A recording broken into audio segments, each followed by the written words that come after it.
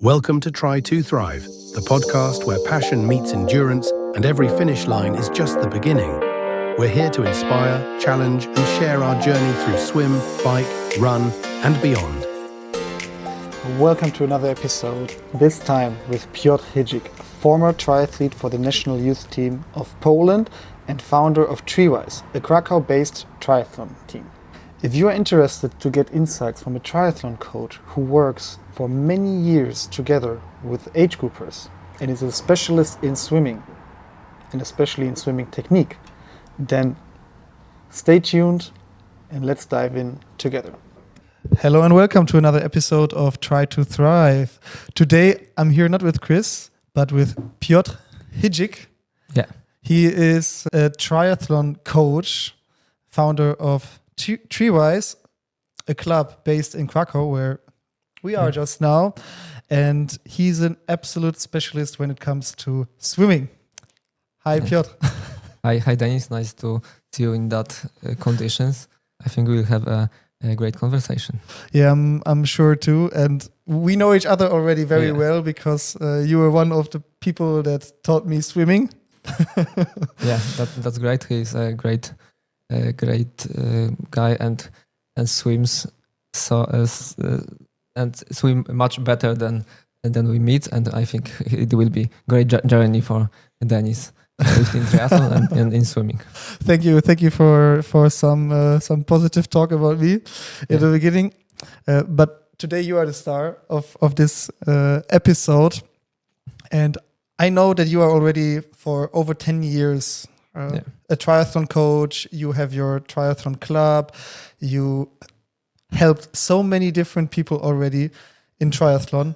Yeah. And mostly in swimming because your background comes from swimming. You were even a Polish national I was in swimmer. Polish national team in triathlon, and I was a swimmer. Exactly. So I would love to just dive in to your personal experience with swimming in the beginning, where you've come from, and perhaps you can also say how you started also as a triathlon coach, as a swimming coach.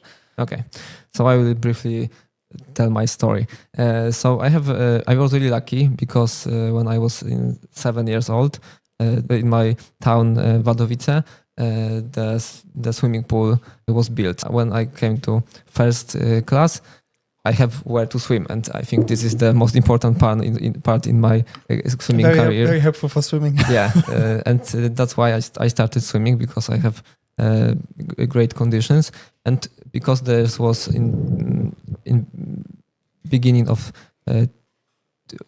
2007 2006 in Wadowice there wasn't a lot of things to do, so I signed for a swimming club, and I think on my personal experience this club was formed. I was swimming with my friend Emilia. This was the whole club. We are like creating environment in Wadowice with help of my father. So there was no history in Wadowice swimming. We created that, and this was normal Polish experience of swimming. So we swim a lot. I personally started to swim 2 times a day when I was 9. So there's a lot of swimming, and every day at 6 a.m. For 1.5 hour or 2 hours, and then in the evening. So there's a lot of swimming, but I like that. I think from experience that maybe I have some ADHD or the other stuff that helped me to go through this process. And it was a really intense time, and I was live like that from 9 years old till 16 years old. With some success on the maybe not so national level. I was really good, but not that good to be the best in Poland. But you were swimming for the Polish U17? I was in triathlon national team in swimming. Triathlon national team. No, I tried triathlon when I was 15, 16. And it came really naturally to me, and it was really natural process to came from swimming to triathlon when I was 17 years old.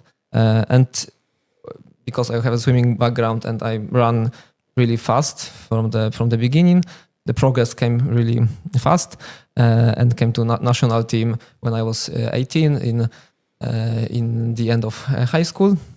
In the end of high school, we are on. I almost didn't came to school on the last part of high school.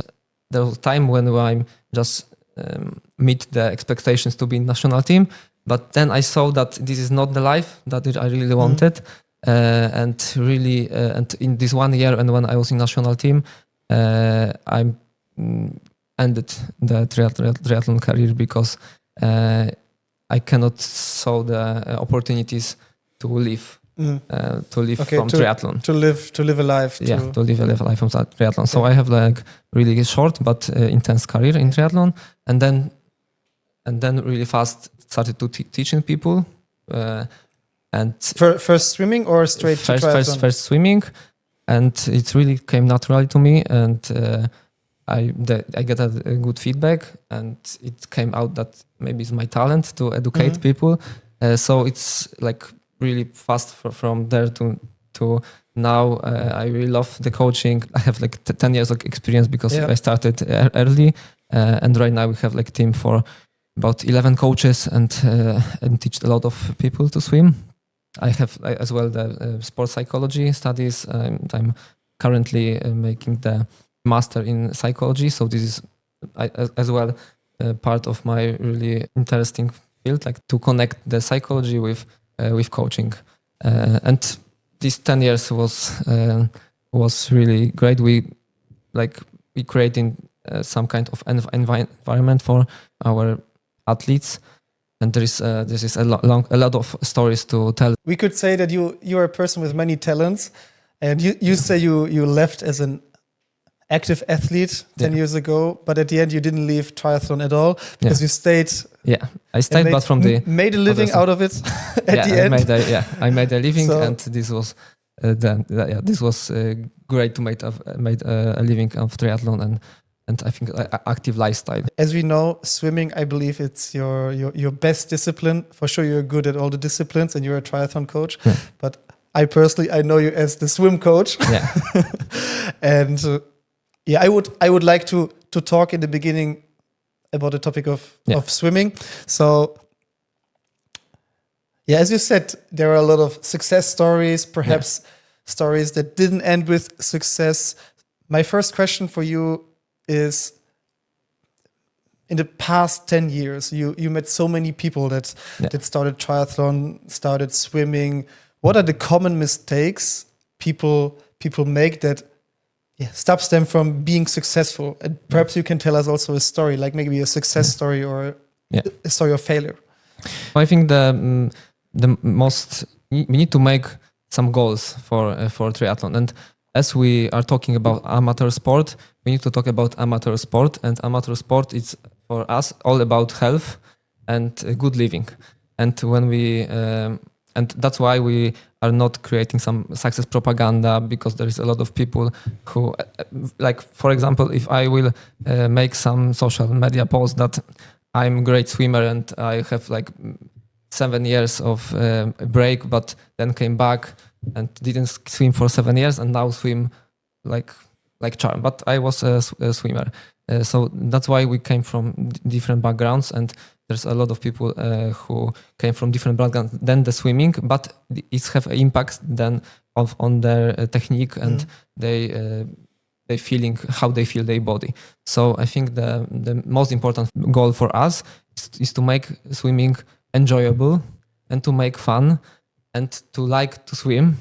Because if you like to swim, you don't focus on average paces, on something like that, how to make faster in a short time, but enjoy the process of learning or going to swimming pool or going to open water session. If you don't focus on these paces, this progress will come naturally on your personal goals, because we are different and we need to compare to each other, and we are talking with coaches that we need to adjust goals. And for us, the main goal is to make fun in swimming and try to not be exhausted in swimming. because if you're not exhausted and you really enjoy that, and you could swim 2,000, 3,000, it's really you are better than almost whole world, and could enjoy different distances. You could make Ironmans and the other stuff if you can without so much tired. So that's why we need to adjust goals. Yeah. So it's always about health, Yeah. about having fun. Yeah. And when I'm now interested in swimming, I have never swam before, but my idea is to become an Ironman. Yeah. And I don't know how to swim, and I talk to you, Yeah. and or we have a first meeting together. What are common mistakes you will try to help me in the beginning to prevent? Or what can you tell someone listening now to our podcast? I really like the first or second lesson with people who are not so much experienced, because swimming it's really rewarding to teach, because there is really I think 2-3 common mistakes when you fix that, then someone started to swim much better. So it's really, for me, it's really. So what's number one for you? Yeah. So for me, it's you need to learn how to lay on the water. You need where is the center of buoyancy, and how to not create the too much force to lay on the water. Because if you lay on the water, you need to create the force to push you to the front, and you are swimming. And you are a swimmer. So that's why it's not so. It's not so. In theory, it's not so hard, but you need to feel that. You need to understand that, and we are working with adults, so it's, for me, it's really rewarding as well, because if they understand what they are doing, after this 1-2 sessions, we have really good starting point, and there is a lot of game changers to make. And when you learn how to lay and how to create the force to push you, then you are going for training. Yeah. Yeah. So, and you train for the whole life, because there is no ending point in swimming. But when you learn these 2 things, it's really beneficial for you. I remember when we both had our first lesson together, and I remember when you told me, Dennis, just swim, swim a little bit. Just like today, you gave me some compliments. But I remember what I didn't get before. You introduced me to the topic of once there is resistance, you create the resistance with the way you lay. I think that's what you want to say with how to lay in the water. And the second thing is how to create propulsion, right? Yeah. How to go forward. And I remember that for myself, this was probably my biggest mistake, that I didn't really understand that, even if my hand is slightly bended, that I create already such a resistance that I can't really go forward. And I myself, even when I now swim somewhere, I very often see it when people swim, that they don't get straight into the water with their hand, and then they have a very high resistance with their hand. And I can totally see that this is one of the biggest mistakes when you see. So if you would give someone advice now, by not having seen him, what to focus on, 3-4 things you can give our listeners? I think the main thing is to understand what you are doing when you swim, because if you swim with bad technique, it will cost you more to teach the other stuff. But I think the best idea is to come to YouTube, play total immersion, and trying to understand what they are doing, because they are doing really least amount of strokes possible you could make to push you forward in swimming. And because the triathlon is really all about economics in movement, when you are doing less than the others, and even swim not that fast, but you are not fatigued, and to not be fatigued and be relaxed in swimming, and to come from swimming in triathlon, it's really beneficial for you on the whole triathlon experience. So if you learn how to swim really easy and do not make a lot of moves, you will be, I think this is the game changer for me, because the first thing we are doing with people to make them to really understand what they need to do, because it's really not natural. The swimming is not natural for people. For us swimmers, it's natural because we are children. I don't remember how I learned to swim even butterfly. So that's why it's really hard for adults to make that process, because they need to understand that. So you need to really understand what you are doing. Okay, and you mentioned a YouTube channel. I think what's the name of this YouTube channel? Just write total immersion swimming. Total immersion. Total immersion swimming. Total immersion. Okay, we will also put it in the show notes so people can see it. Yeah. Awesome. So, how would you structure? Like, how would you tell someone who is new in swimming, and for sure you would advise people to have a coach? Yeah, I believe. Let's say someone can't afford to have a coach, and we have this advice to look for videos online, total immersion. And how would you advise someone to structure their training when starting to swim? I think we need to, because we have like 3 disciplines in triathlon, and swimming, it's really not like cycling and running. And maybe in really advanced level, in advanced level like Olympics or national level for children, maybe it's really similar, but we need to see the difference between cycling and running and swimming. I have like some kind of example that I was a triathlete, and if I don't run and cycle, I'm really not fast. But when I don't swim, I'm still fast, because it's almost all about technique. So that's why it's not so easy to structure this swimming, because it's technician sport, and we need to learn a lot of basics, and it's much more beneficial to focus on basics and to think how to be less fatigued and to not create so much force in different directions.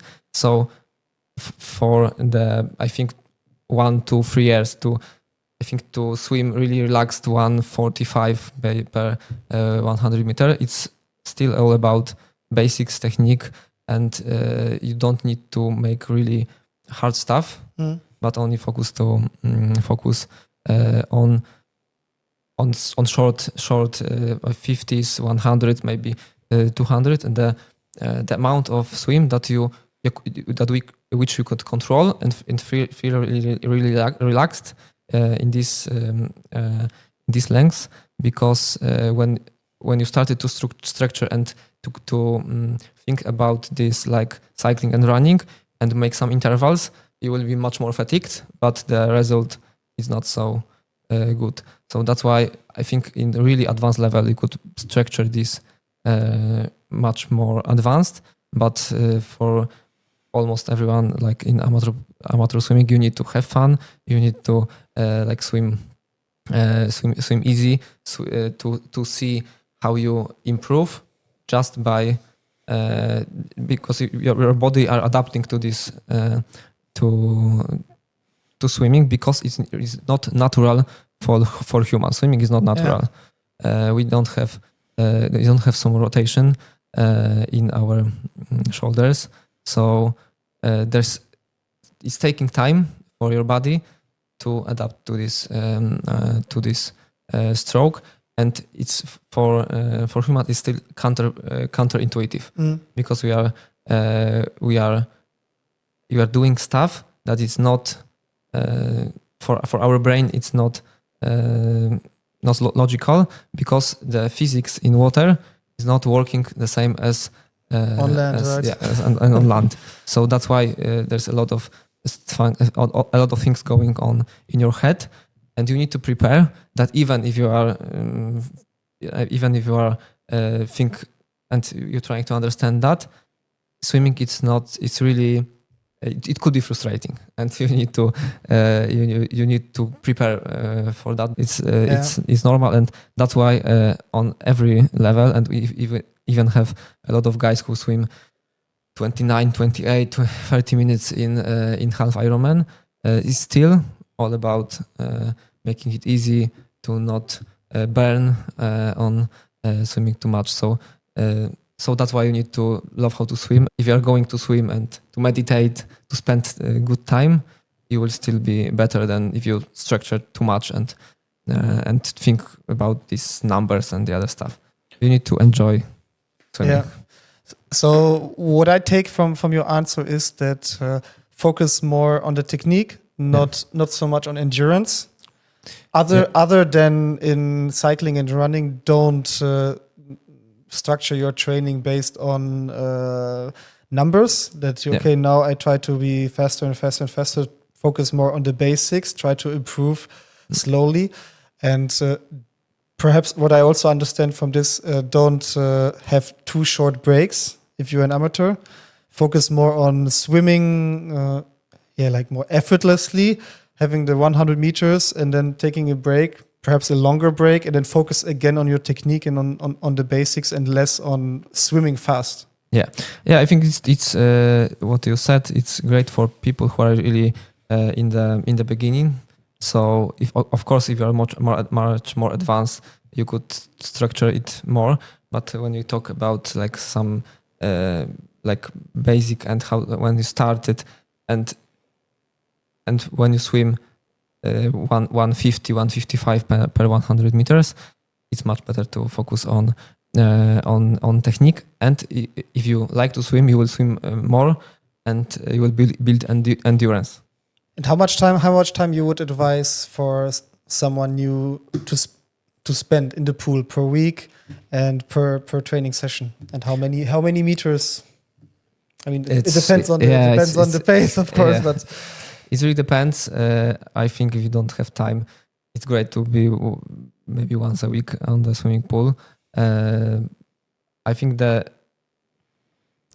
guys because we are all amateurs and we don't have a lot of time, I think 2 to 3 times per week it's great, and you could climb to 28, 29. We have like a lot of people who swim 2 or 3 times a week, and they have great results. But normally you need to focus how much time do you have in your life and add this swimming session to your life. Because I'm a psychologist as well. I see a lot of people who are trying to put 5 sessions of swimming, 6 sessions, but in long term, it all depends how. If you like swim, you could swim 6 times a week, and it will be for you no problem, and you will be beneficial. I think it's mostly depends on your life, because it's better to swim once a week, but every week, than just swim 3 times a week for 3 months and then stop because you are too fatigued and don't have time for life. Then in the opposite way, from my experience, because we are creating some environment for people, great to have a group of people to swim on the similar level, because you don't treat this as a session, but much more like spending time with your friends and swim. Like in our club, we have a session, 2-hour sessions in Friday, and I think it's much more about social time for people than going to swimming pool. And we swim for 4 kilometers, sometimes 5 kilometers, because they like to swim in this group. So we need to have your own small community where you can meet with your peers and help each other out. Yeah, I see. And okay, so you would say that it depends on how much someone is willing to spend in the pool, and if someone doesn't have the time to swim more often, Yeah. then it's better to just stick to once per week. Yeah, even one. Of course, there's a lot. There's stretch cords that you could make swimming movement outside the pool. So make the strange and to make similar moves. It's really important to go to swimming pool, but I think there's a lot of stuff that you could spend less time, because I as well understand that swimming takes a lot of time, because you need to go to swimming pool and then came from the swimming pool, so you are 30 minutes in pool and it takes 2 hours of your life. We have a lot of experience and we see a lot of people.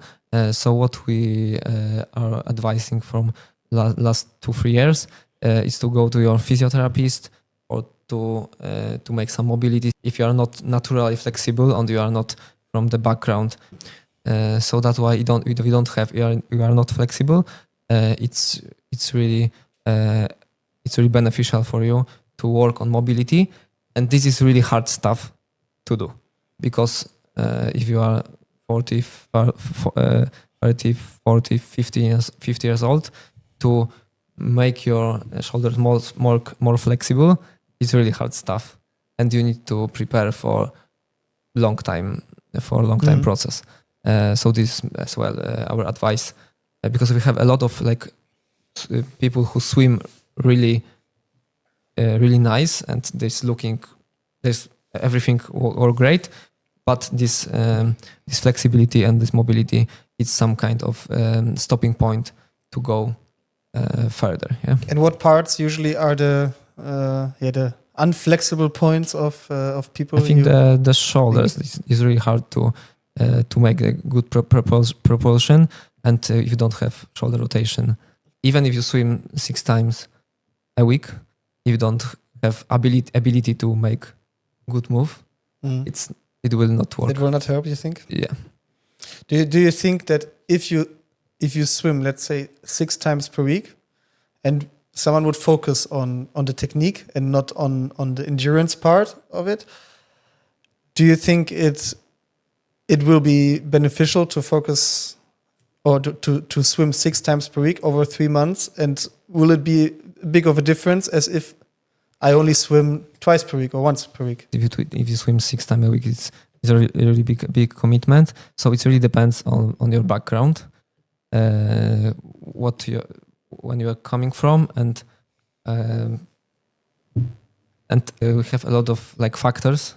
And I think for someone it will be beneficial to swim 6 times a week, and for someone who swim 2 times a week but have a better background and have naturally flexible shoulders, this guy who swim even 1 times but have much more flexible shoulders will be faster. Yeah, of course. If we prepare, but if we prepare only one person to the same person, but I will not prepare myself to you. I will prepare myself to myself. Yeah. It really depends. I saw so many stories in pool that it's really hard to tell. The goal is to make better move and to be much more relaxed in water. Yeah. And there's a lot of ways to came. But last question about this: Yeah. Don't you think that if I swim more often and I focus on the thing to be more relaxed, if I do it more often per week than less often per week, will it be more beneficial, or should I not try to be more often in the pool if I'm working, for example, on that? You could focus on this technique, but you need to have feedback from maybe coach or you have natural given talent. Maybe there is a lot of guys who have natural talent. They understand how to swim, but it's not natural. But if you see the guys without swimming background in pro field, like Sam Long, like Lionel Sanders, or the guys without this background, and they swim a lot, and their whole career is all about making they swim better. Yeah. And we don't have a lot of success stories. So they swim 6-7 times a week. They have the best coaches, then the best advisor and the other stuff. It's really hard because you will focus on technique and your brain tells you that you are doing exact movement that is on YouTube channels and on like on the books, but it's really hard to tell without seeing it on video or seeing what you are doing. Yeah, it's also something I talked with Chris about in one of the previous episodes. The first step is you need to understand, but then you also need to be able to feel it yourself if you are doing it correct or incorrect. For sure, it helps if you watch a video, but then still you might not be able to feel it in the water and then to change it, right? Yeah. Yeah, I think the group and if you swim with better people and you have some kind of instant feedback, because if someone swim faster than you need to change something. Yeah, you need to adjust, and humans are great in adjusting and to see what others doing and making almost the same. So that's why it's great to swim with better people, but not too good. Not too good, because they will just go away, and so that's why the good environment and then it came naturally, because children are doing like that. They are going to swimming pool and see, oh, they are doing like that, so you need to lay on the water and to move arms, and they are flexible enough to make that really fast. And we could, from some point when you understand the basics. Yeah. All right. I have two last questions for you. Now we were talking about swimming, so it's the last swimming question before we get to the whole topic of triathlon, because swimming in triathlon is usually in open water when we have a triathlon. If someone starts swimming, usually we start in the pool. We train a lot in the pool. How do you advise newcomers to do the transition? How do we get to swim in open water? I think it's all about the practice as well. You need to. I had a lot of stories from swimmers who are really afraid to swim in open water, so it's not so easy even for swimmers. The first couple of times it's really not natural as well. So you need to practice. But if you have good stroke, if you are not fatigued in swimming, and you are know what are you doing in swimming pool, this transition to open water should be really fast. From our experience, I think it takes one individual session to make it really, really easier, and from our experience, they don't need a coach anymore because they feel much more relaxed. We have the wetsuit and we have the buoy that help us, and we feel safe. So I think this is not, from learning how to swim, it's much more harder than switching from swimming pool to open water.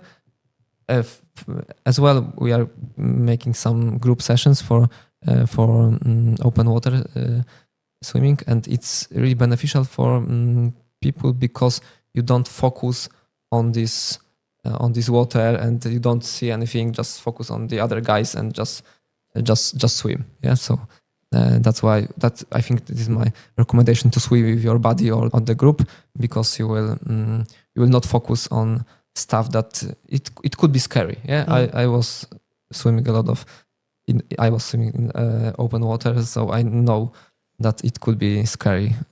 Yeah, even if you are really experienced. Awesome. So last question from my side, not about swimming, but in general triathlon. What is the most valuable advice that you've learned in the past years? If you can tell us any story connected to that. Okay, I think because I'm doing this 10 years, and I think I have the talent to see the people as individuals. So I have always the problem to write about the success. And after so many years, we have a lot of success stories. A lot of people who are For Marbella, we have 7 people who are going to Ironman World Championships, and we have a guy who break 4 hours. So we have like a lot of success stories, but for me, it's all about people, and we cannot compare to each other. I'm as well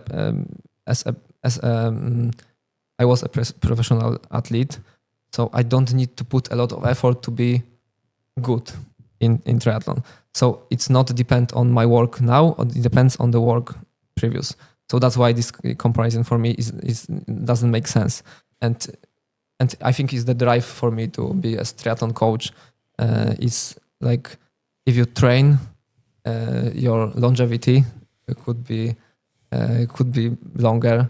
You are putting effort to have a better lifestyle, and your general well-being is growing. But you need to don't compare to others, and you need to focus only on that. To your personal life cooperate with sport life, and it's really all about like small basic stuff, because even if you have this really advanced triathlon people, it's all about basics. So we need to focus still on how to manage sleep, how to manage work. We also have the problems to manage this sport, but when we have the community, when we have the good environment, when we train, and we could train for 3 hours a week, and we could train for 20 hours a week. It doesn't like it's for me. It's like almost the same, because we are in the sport. Our health is better. So I think for last years I really focused much more on longevity stuff, on how to cooperate sport life with work and life. But remember that health is the most important part, and to train injuries free without stopping.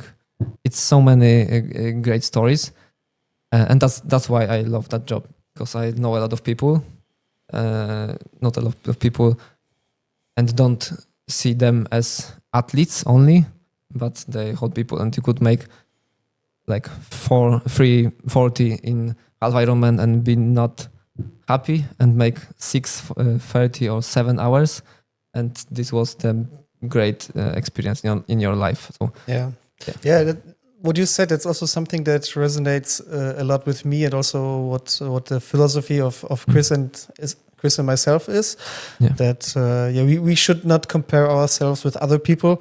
And if someone does a triathlon in 4 hours, but I only do it in 6 or 7, he does it and I do it in a different way, but I can compare myself to myself. And if you have it as a long-term project to stay healthy, to improve yourself, perhaps you get to these 4 hours, but anyways, you will improve. If you don't get to it, it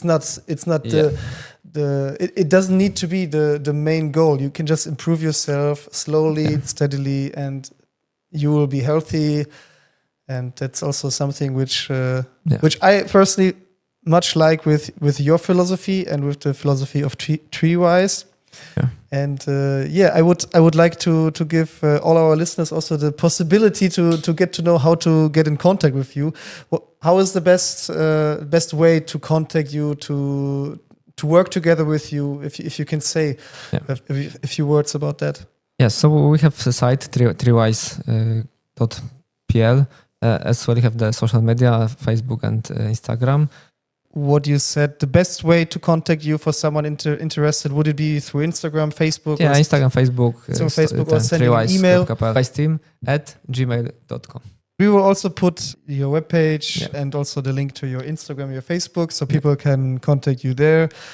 For sure, you have enough content over there, and everyone was able to make a good picture from your appearance here. I'm very happy that you joined our podcast. You were our first guest. Thank you very much. Thank you so much, Piotr, and much success, much health for your future. Thank you very much. Thank you so much. Thank you.